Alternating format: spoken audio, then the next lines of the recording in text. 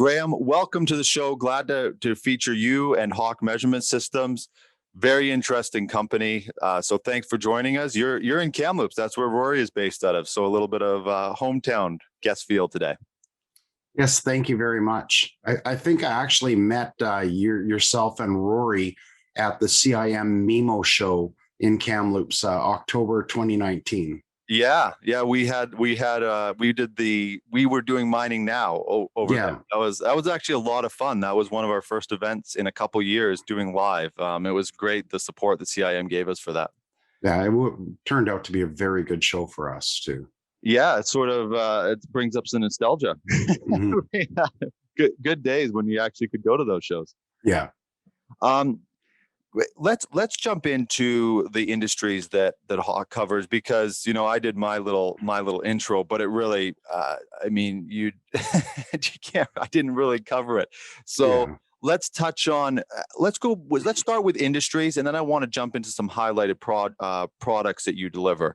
So, what industries is Hawk primarily covering? Primarily because they came out of the mining industry in Australia. So a large part of our focus is mining. But as well as mining, you'll see a lot of the same problems or solutions are applied into materials handling too. You're handling a bulk solid. There's a lot of challenges that come with that, right? And then we also have,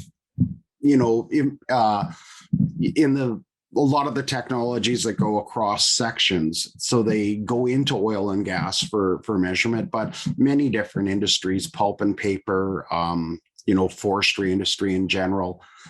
It covers a large cross section of industries. The bulk would be mining, petrochemical, forestry, materials handling for Canada so far. And then we always do get hit with the weird and wonderful too. The weird and the wonderful. Yeah. As you were saying, it started in mining, it made me think, do you think that it's easier for companies that start in mining, especially when you have sensor technology and measurement technology, because mining encompasses so many different from bulk handling to wastewater to refining, it's so many elements to it. Do you think it's easier for a company that starts in the mining sector to then transfer over their technology over onto other industries? I actually do. I think it's harder to go the other way. Mm-hmm. So I definitely agree with that. Once you hit some of the tougher measurements, which you're going to find in any industry. I mean, you're not typically going to find things like depending on the type of a mine, but you don't usually find, a lot of continuous gas analysis, but you're still, all of your things like physical properties, densities, all those things are common throughout them all. So if you start in mining, you can adapt any knowledge to other industries all the way through. Well, I saw this fiber optic sensing system, and I want to talk a little bit about that, because that's sort of a standout, and it's one of those technologies that's transferable. I think it applies to the tailings ponds. It applies to pipelines. Of course, both, as I said at the beginning of the show, very hot topics. And that's a sort of a standout product for you. So can you tell us a little bit more about it? Yeah. On the Praetorian fiber optic system, and they named it after the Praetorian Guard that protected, the Roman Guard that protected Caesar, and basically it's the sense of having that type of security around your system in the industry. Traditionally, we first started with really conveyor systems, and then we went to pipeline leak detection, and then into tailings dam monitoring. In essence, what we do is we have an interrogator and a server at, I would call, the front end. And we run then a deployment fiber to the point where we start to want to measure. And then we run a sensing fiber up either the pipeline leak, the perimeter security, wherever we're running the sensing fiber along. In a conveyor case, we want it on both sides. And then we shoot a laser up there. And basically then we're looking for backscatter. The anomaly will create a backscatter. And we monitor all three of the traditional terms of backscatter in when you're talking about spectroscopy. So you'd be monitoring the Raman backscatter, the Brillouin backscatter, and the Rayleigh backscatter. Once you do that, then the big secret is what do you do with all the noise? You're bringing back a lot of noise with those signals, and how do you deal with basically getting a usable signal out? And that's really where we excel. We know how we can get the usable signal and get rid of the noise with our wavelet denoising and all of our algorithms. Forgive the layman questions. I don't know how many times I've said that on this show, but when you do this many interviews, you run into a lot of stuff that you don't understand. So I'm going to ask a couple questions just to set it up. When you say a fiber optic system, is this the same fiber optic that people are running to their house, or is there some sort of different sort of sensor? Where is that? Where is the sensing capability coming from with these? And we have videos and we'll bring it up, but where is that actual sensing capability coming from? To answer the first one, it isn't the same fiber. We use the basic standard fiber as the deployment cable just to get the light to the measurement area. Then we use either a fiber that is good for acoustic sensing, temperature sensing, or strain gauge. And each one of those would have basically the sensing capability of like 320,000 microphones or 600 and some odd thousand strain gauge measurement devices. You run it consistently along. So it is an actual sensing fiber. And this whole body is governed by FOSA, Fiber Optic Sensing Association. I saw that. Yeah. Yeah. So is the cable itself the sensor? So Correct. I understand there's a beginning and end to it, but that whole cable, if it's, so let's say, running along a pipe, and I saw that in the video, it's running along this pipe, is the whole entire thing becomes the sensor then? Yes. Every 250 millimeters, basically, it's got a separate sensing point all the way up the cable for a maximum distance of 40 kilometers per channel. Depending on application, conveyors, we want to keep it to 20 kilometers per channel. I see. Right now. So, and then, okay, so then it's getting this data back and it's telling you in real time what, if there's any disruption. Is it telling you anything else, or is that the key measurement that it's looking for? No, we get into the point there where you're in a self-learning atmosphere. So you're not just going to get a spike and then, let's say, a 4 to 20 or an alarm signal. You're going to be getting an entire Modbus package. So the computer is always designed to continuous learn. Then we pick up anomalies, and then what we do is we scale the alarms on level of priority M1 through M4. Level 4 would be watch it, kind of thing. Level 3 would be make sure you have one in stock. We see a problem in this exact area here. Time of flight from the laser is not just identified that you have a problem. The backscatter has told you where it is, right? And that's the basic, the speed of light. We know exactly where the backscatter is. So then we know where it is. And then it says, okay, it's getting noisier now. And this is in the case of, let's say, a conveyor system. Those are the ones where we find that they're the hardest, because then you get to a point where it says, okay, now we're at the point where we've looked at this and it's a Luff idler, this model number. You got 2 weeks left. And then to level 1, that's failure. That's like you've failed now. That idler is stuck and overheating now. Everything is happening to it. So it gives you that ability for predictive maintenance, making sure you've got the replacement in stock, taking the time to send your maintenance people out to change that before you have a catastrophic failure. Yeah, and that's the part, because I watched the pipeline video, so I was thinking of it more as in, okay, it's disruptive and lets you know right away, but it's actually a preventative tool as well. Absolutely. You can monitor it through each stage of a fault. So you do have leeway there. And then also what it's going to do is you're going to be able to bring in, I like to call it personality, really, whatever your territory. Let's say we're going back to a pipeline. and we're going to go underneath a road. Well, we now know that we're going underneath a road. So now we're looking at vibrations from a road. And we now say to say to the computer and the interrogator, that's okay, that's a road, right? Right. Um, you can tell the difference of somebody digging with a backhoe as opposed to somebody digging with a shovel. You can tell if there's two people walking along it, or if there's three people, or one, or is it a deer? Mm. All these things, go in the burn-in period of helping it learn your territory, really. And then once it does, you can set up your faults. You can look at things and go like, yeah, that train, it goes underneath the tracks there, and the train shows up between 3 and 4 every day. So we know that that's a railway, and that's a train, right? Right. So So this is, so to add to that, then this is a long term. This is not somebody, you're not putting this sensor on some sort of portable operation. This is something that's going to be there for, 5, 10 years, and you're going to be, or more, of course, but you're going to be developing the information it has to send back to you, essentially. Yeah, yeah. Typically, on a control platform, most of them they would want to tie that into what they call their data historian. And then what they're going to do there is start their trending functionality. And then they'll be able to trend issues and see if they can pick up any patterns of the trend itself.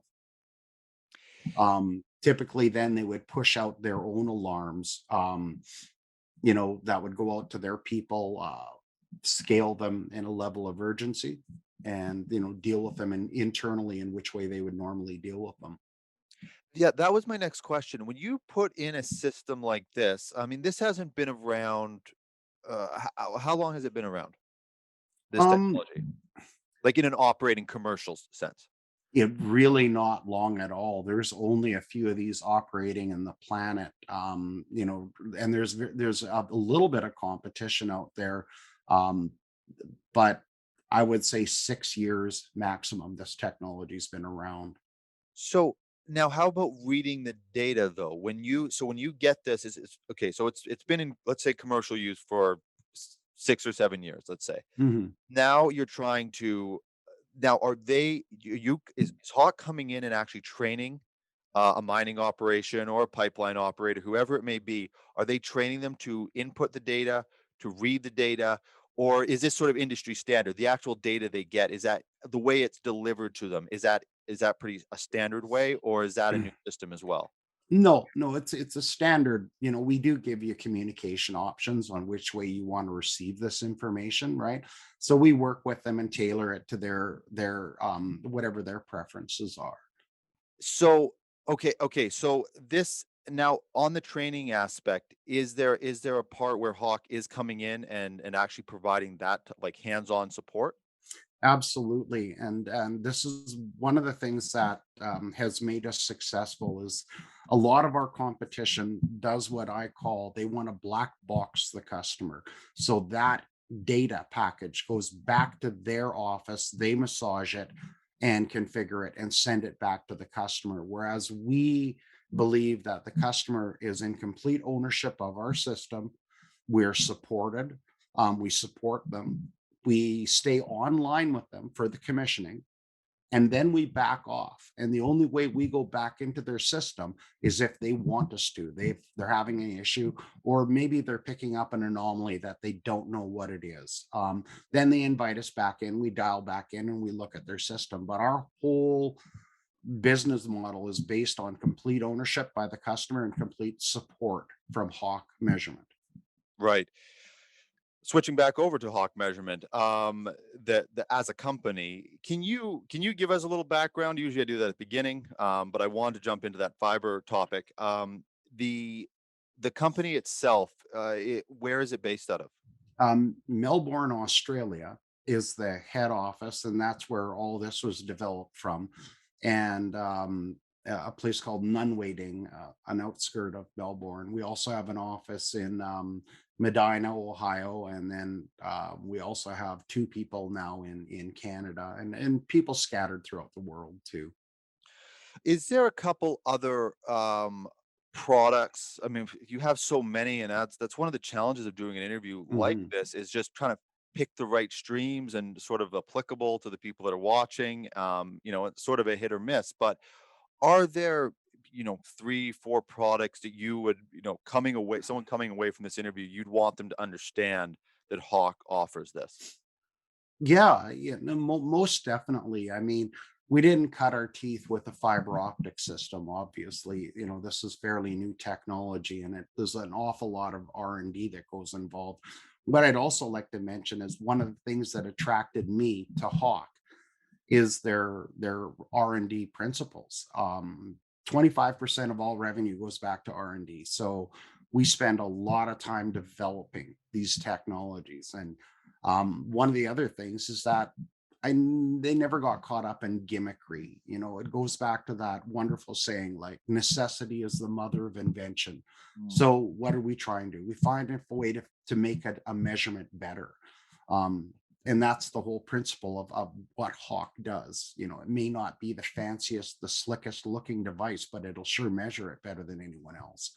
An example is the acoustic wave, low frequency, high power measurements. They're unbelievably good for applications where other technologies fail. And we also have open air radar. We've got, guided wave radar, but we won't try them in other applications where we have to go up against other customers.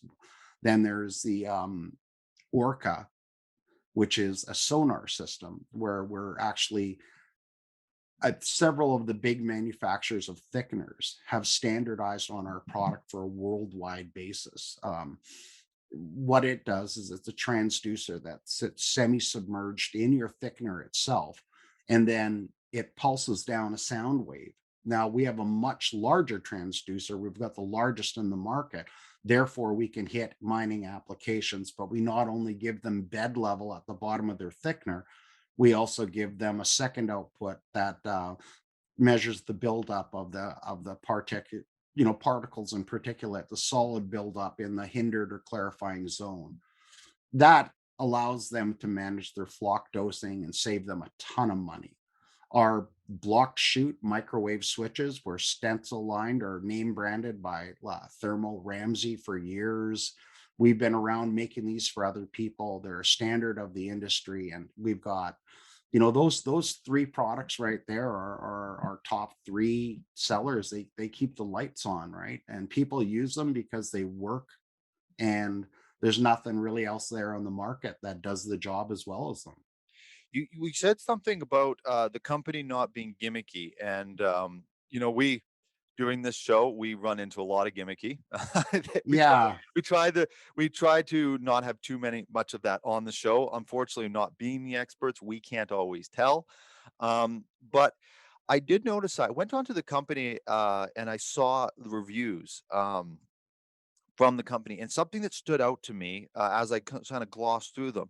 So many companies, when you see the review, it's they were wonderful, their team, it almost looks like you kind of message somebody. We might even have some of those reviews online for us. And someone just wrote something nice for you because they know you. Yeah. Your reviews were very specific. It was like, we used the Sultan and it had a number and it helped us with this. They were very specific. And it was like, no, the Hawk solved the problem. You can't make up that review. And I read through about 3 or 4 of them and they were all very similar. And that says something about the company, that it's not, the service. I mean, I've dealt with your team, Ellen, from your team from the very beginning, and meeting you at Mimo. It's a very engaged team. So the service is clearly there, but the solving the solution, you can just see that from the customers, not from what you're saying, but from the customers are saying, that seems to be the core value, really getting in there and solving the problem. Yeah, we don't like, we do not walk away from problems at all. We stay on site until it's working and the customer's happy. We do good follow-up support, but it goes back to that first thing, is that these products were developed around a problem. Like the Sultan sonar, I mean, acoustic wave was built around the problem of trying to measure in really, really dusty or high moisture conditions, and where maybe you have a changing dielectric, and that's where we're using those high powered sound waves as opposed to trying to use a radar type measurement, but they're all built around an existing problem. And going back to that saying of necessity is the mother of invention, right? And so it isn't something that's just like, now we got new flashing blinking lights. No, I don't think we'll ever do that, right? It'll be we figured out how to measure something through a steel wall. You Right. know what I mean? Which is what the industry is looking for. I mean, yeah, Yeah. I've made those mistakes. You try to be, the industry is not about flash, it's about value. That's why we do these hour-long shows rather than Mhm. 2 minutes of talking about how wonderful a company is. Nobody would be interested in that. They Yeah. want this details and understanding. And there's there's something, I saw on your website. I'll stumble through and I'll let you unpack it for me. I saw it. The title is Non-Intrusive Fluid ID and Monitoring. I saw it and I see it looks like you've done work with the Navy for it. And I mean, there's a lot to it. It could probably be its own show. But could you touch on that a little bit and what sort of makes it, maybe start off with what an intrusive product would look like and then show the counter to it? Yeah. Intrusive, or, like they always used to say, in situ or non in situ for a type of measurement. The technology is based on sound waves and then actually identifying an acoustic fingerprint. The acoustic fingerprint has a direct correlation to physical properties. And once they made that correlation, then, like the industrial applications opened up like crazy. But the initial applications were military applications, checking artillery, seeing if there's actually an explosive in there, or is it full of sarin gas or chlorine gas, or used for smuggling. What's inside that vessel. Of course, you don't want to open the vessel up and expose yourself to the poisonous contents. So by pulsing a sound wave from a transducer through the metal wall or the whatever type of wall it is, then we can pick up the acoustic fingerprint. Once we pick up the acoustic fingerprint, we know what it is. And we've got a huge library of different sounds and velocities for just a massive amount of different things that we can measure with this. So it is a very, very exciting new technology. Not just for the fluid identification. They wrote, if you take a look at the API 2350 ruling for tank overfill protection, they've basically, it looks like it was written around one of these products. It states that you can take your tank from 80% full to 90% full by having a redundant overfill protection switch. So you can take this and you can take it on and strap it to the side of your tank at the 90% mark and battery power it, send the signal out wireless. You have to have a redundant communication, redundant power.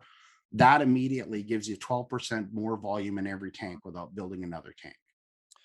Yeah. That one thing alone. And then getting into the fluid ID, the amount of analytical measurements that can be done with the fluid ID are opening up like crazy. The three products we've got are the high tank level alarm right now. The next one would be transmix. And typically, if you're in a pipeline, the Trans Mountain pipeline flows right from me through you guys, right?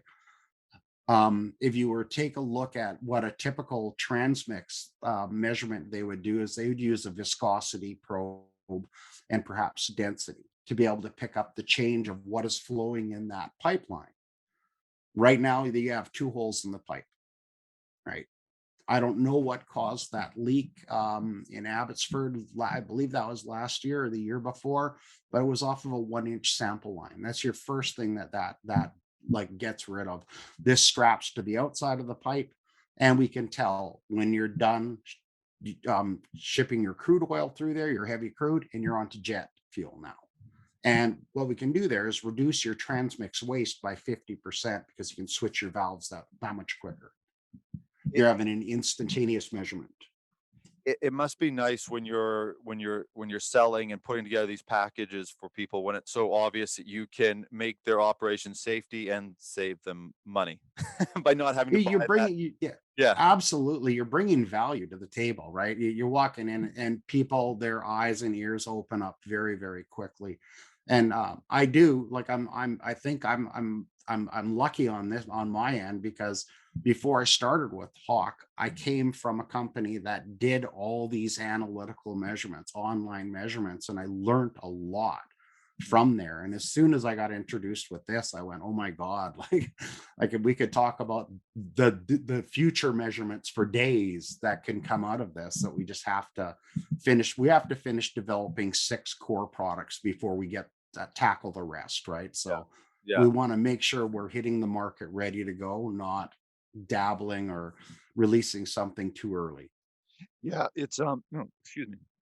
Yeah, it's when I probably did let's say I'll pick a number, the 20th show, I was kind of in that situation. I thought, okay, well, how many more shows before we start being repetitive about what we're talking about?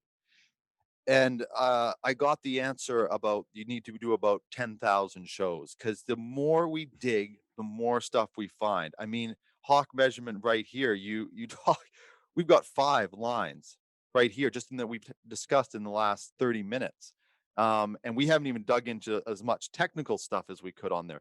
Does it still does it still baffle you the amount of technology that is coming out, especially out of the mining sector? But I mean, we do the energy show, it's the same out of the energy sector, and agriculture has it. And it's just, are you still amazed by how much innovation is just getting pumped into these industries now? I think more of it is on the analytics Mm, side. So the measurement and then the remote asset management. Like how do you remotely monitor all these different assets and quantify what you're doing and qualify it, then quantify your results, right? And I'm seeing in this actual, how do we measure this? How do we measure that? How do we actually get these values and then put it in and they create our profile for every different application, for every different customer, every different, whether it's a mine, any type of industry. So this drill down on the analytics is yeah, on that end, that's where I'm seeing the technology is coming out, just like leaps and bounds, computer speed, right? yeah, yeah. And do you think it is even, I mean, is it even close to done? I mean, is it in 10 years, are we just going to be baffled by the amount of measurement and technology and the speed of it and the data that it provides you through, all these, smart technology and computers that are learning in real time and all that sort of stuff? I think we're gonna get to a point, and then we have to wait for right now one like you have to move forward with all different technologies, right? It can't just be one technology. Right. So certain ones can outpace the other ones in capability standards. And I think that you'll find that there'll be a little bit of a catch up on a couple of what I would call, you've got mechanical, analytical, instrumentation, electrical, all these different aspects of a mine or a gas plant or anything, right? And what I see is there seems to be a stagnation on electrical side. Mm, Now we do have all the software and all the wonders of a PLC, but basically electrical hardware hasn't changed. I mean, the squirrel cage motor hasn't changed since Nikola Tesla invented it, right? So I think we're going to see a catch up on the electrical side. I keep looking for another innovation from there. Instrumentation and analytical has just gone crazy with yeah. innovation for measurement, right? So trying to figure out, like thinking of using an acoustic fingerprint for a direct correlation to physical properties, somebody would just say you're nuts, right? Years ago, but somebody did it and figured out that relationship and then charted it out and figured out that that correlation was real. And like I would see the next step for that one is that there'll be like a registered methodology for that measurement, like they have an ASTM measurement for these types of analytical. I think that we're going to see that written around this. Yeah. Yeah, it is scattered right now, and you're going to see like that association that you're a part of, the Fiber Optic Sensing Association. Do those kind of associations really help to sort of, I don't know if streamline is the right word, but to sort of help put a certain standard on the products that are going into the market. Yeah, they do, and it's required.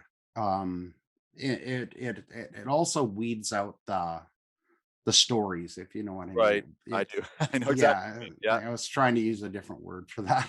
It's That's okay. yeah, it kind of does. It helps you stick with the facts and the developments, and everyone can then walk to a certain speed and then run to a certain speed. Yeah. So it's good to have somewhat of a governing body, so somebody doesn't get out of line and talk ahead of themselves. Right. Yeah, no, and I don't think we should mince words with that because it is so important. It's not just for the industry moving ahead, but it's also how people perceive the industry and that they trust that those standards. When you put a mine into a community, those types of things matter, or a pipeline through a community. The Yeah. standards should be high. I mean, I don't want oil in my lake either. So No, yeah, no, not at all. Or and it goes, it's beyond oil too. Like you learn from so many people in this industry, not just our people. I mean, I learn from my customers all the time. I just had an hour-long discussion about the damage of what leaky brine lines do to the world, and I was like, holy moly, that's horrible. Like, so there's more applications than oil, and natural gas. I mean, there's other applications too for salt water that are big, that I had no idea. And like I said, I learned from the customer that these were something that they really want to monitor. yeah, yeah. No, it's absolutely amazing. I think before we, as we get to the tail end, Graham, I would like to highlight a couple projects because when you do an interview like this, it can kind of seem there's a whole bunch of technology. Fortunately, we've got lots of really videos. Thank you, Ellen, for putting those together. So we're going to actually be able to show the technology during the interview, um, Mhm. that the viewer can sort of see what you're doing. But I think it'd be nice to highlight. Is there a couple projects that stand out for you? Um, Yeah, there highlight? was kind of like the first one that really got me involved with Hawk, and it was with Canfor, and it was the wood industry. And when I first got introduced to the Sultan itself, and I looked at that, and I thought to myself, my God, I've listened to people complain about vindicators, like mechanical devices for chip bins and all sorts of things for measuring them. And so I worked towards getting involved in that. And the first thing I noticed that was different is it was driven by a completely different business unit. It was driven by logistics. The Mm, logistics people wanted to track the wood from basically from where it got cut down on the forest all the way through. Whether they owned a pulp mill or if they sold the chips, everything is a revenue stream now. So when we did this project with Canfor on their chip bins, we were the only company that could successfully measure and accurately measure the level of the wood chips, the shavings, the hog fuel, and the sawdust, not just the wood chips. And what we did is we worked with them, and they tied it into a DGS package, a data gathering system, kind of like a SCADA package that showed all of the production of their mills. And they added all the chip bins, all the sawdust bins, hog bins, every one of their bins to that, and they rolled them out on a mobile platform to the trucking companies that have the contracts. Well, the trucking companies were absolutely, they loved it because they were no longer sending a truck 2 hours to a mill to find out that the bins were empty because the planer went down that night. They were then given all that information. So it kind of like turned that one into terminal automation 101, right? They knew exactly how to track their product all the way through. And like I said, they're all a revenue stream. Now they know exactly, and in a way, like, you kind of give yourself a pat on the back knowing that you probably reduced a whole bunch of carbon footprint too mhm. from that one. Oh, for sure. Yeah. Just like you're stopping vehicles from driving all over the place. You kind of like did your bit for the environment while you're increasing efficiencies and things like that. And I was really impressed working with their team. They not only did a volume and level measurement, but they also had an algorithm for compression for each one of their products. So they knew when it got to a certain fill level that the weight was going to compress it further. And there was challenges, but it was good challenges. It was, it was stuff that you figured out quickly. There was a logical reasoning behind it. There was none of this ghost of the machine stuff. Yeah. um Other ones were with the same product doing crusher level, like right inside a gyratory crusher, a very, very violent atmosphere. And we're doing level measurements through all that dust and everything through there. One of them at Tech Coal was doing a measurement into an in-pit hopper through a grizzly. So a grizzly is where the trucks dump onto it, and the product flows through. If there's a big boulder, it doesn't go down through the Right. onto the down to the in pit hopper and out to the conveyor, right? Doesn't break everything down. But we actually measured, through the bars, in between the bars of the grizzly. We measured the product on top, and we measured it all the way down to the bottom of the hopper. um the sound waves just creep through basically we managed our gain steps and our distance steps and zeroed out the grizzly, that one space, right? So we're not going to measure that. Well, there's all sorts of neat things you can do with that product. But the orcas, we've got so many of them out there. It's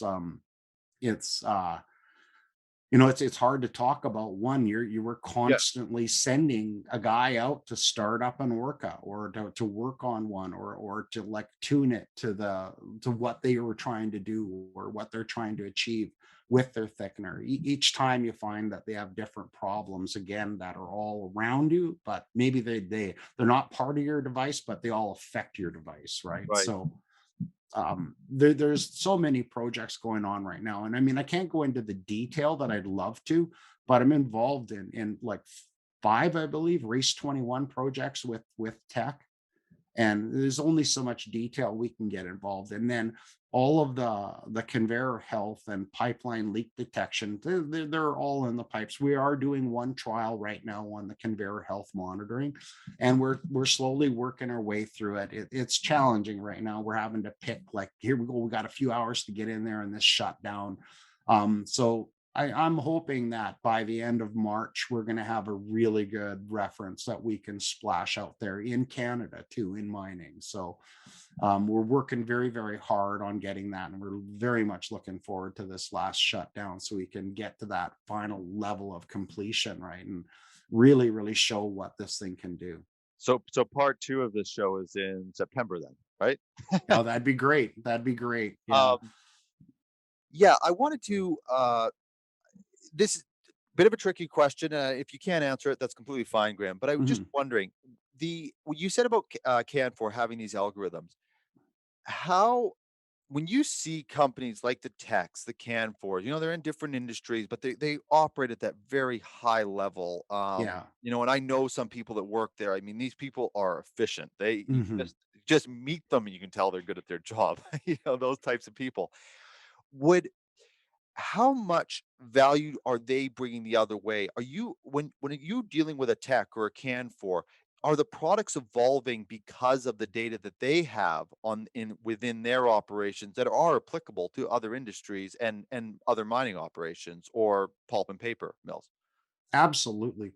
I pick up stuff like that from our customers all the time. And I can't say enough about the teams that I've been fortunate enough to work with at these companies. We build a team together with both these that are based on success, right?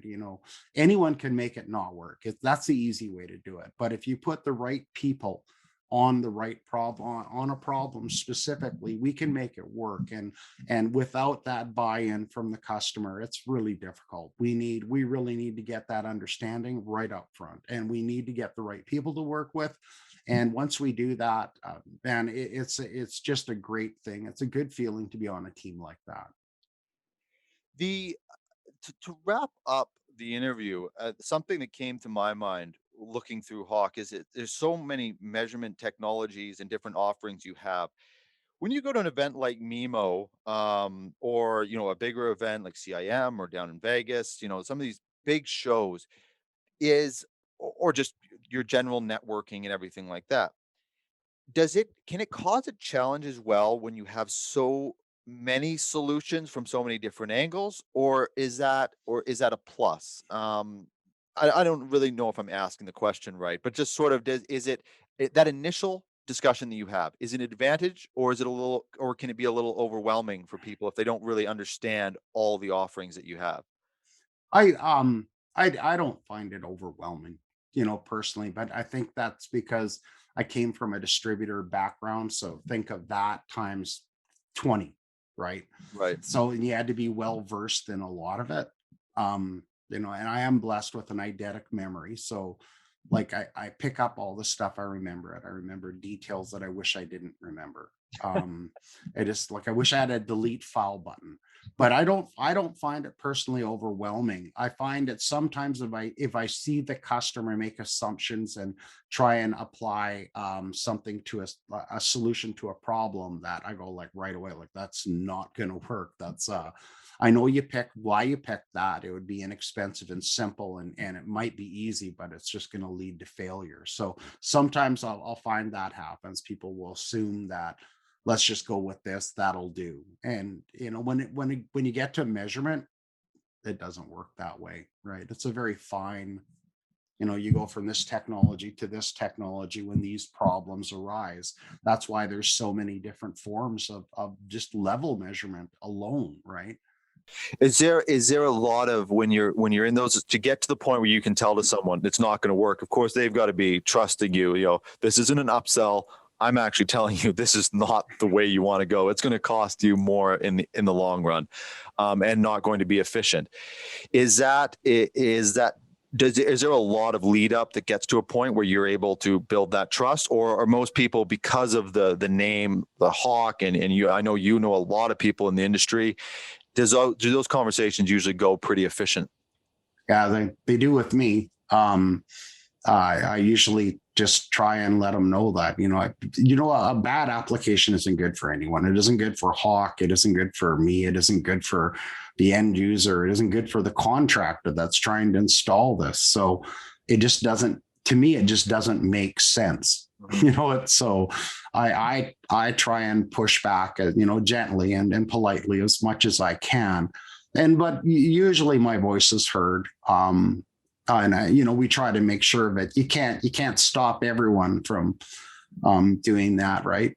But you do definitely, it's a challenge, but you definitely have to just make sure you don't, if they're going to go that way anyway, you have to just say, look, I'm here to support you, but I really don't have a good feeling about this. I'll help you, but I don't think that we're heading down the right track. We're not heading for success. We're not going to give you a really good measurement here. Nothing repeatable and accurate. Yeah, it's, just getting to know you a little bit leading up to this interview. I mean, being the people in the industry that make you maybe feel good in that moment, they get old really, really fast. Yeah, I'm sure you run into as many as I have, or probably more. But the people that are blunt and down the line, there's different personalities, obviously, that come along with it. But once you get that reputation as a company or as an individual, then it just cuts away so much of the nonsense that you have to deal with. Yeah, it does. Yeah, it's. I'm glad Hawk came on the show. It's we've done a lot of shows around measurements and tailings ponds, and we're on the energy show on pipelines, and so this was really a nice rounded out interview, Graham. So thanks for coming on the show. Thanks to your team, Ellen. She was such a big help in putting this together. So I hope Hawk comes back, because I feel like we just sort of scratched the surface of kind of who Hawk is, but now there's so much more, and maybe we can actually dig into a couple of these projects in the future. Yeah, that'd be great. The fall would be lovely to be able to do a little bit of a follow up to this show, and then we could talk about more of the things that we're involved in now. Yeah. Thank you, Graham. We'll hopefully have you back. Thank you. Well, thank you everyone for watching. I personally, I love this kind of stuff. And Hawk, it was going through it. It's just, there's so much to learn, and people like Graham that are actually dealing hands-on with the customers, but they have a good understanding of the product. They make such an interesting interview. Yeah. Gowdy, where can people go to comment on what they thought of this amazing interview? Well, please remember to subscribe to our YouTube channel so you don't miss a single episode. You can also comment in the description of this video. Again, good, bad, we want to hear it all. Yeah, we've got 2 episodes a week on our channel. Please, please, please remember to subscribe. If you'd like to be part of the show, the Crownsmen show, or if you're looking to be on Crownsmen Energy or Mining Now, contact us, info@crownsmen.com. Wow, for a second I was like, what? I don't remember our email. info@crownsmen.com. Thank you very much. Thank you everyone for watching. Please keep the comments coming. Please keep sending us guests. It is really, and I've said this so many times, but I'll say it 1,000 more times. It is really helping us put good shows together. So please just connect us with them. We'll reach out and see if there's an interest in being on, but appreciate the people that are doing it now. Thank you, Graham, for coming on the show. Thank you to Alan Nichols for putting the show together. And thank you to Hawk Measurement Systems for offering so many good products across mass different industries and promoting on our show. Thank you very much. We'll see you on the next episode of The Crownsmen Show.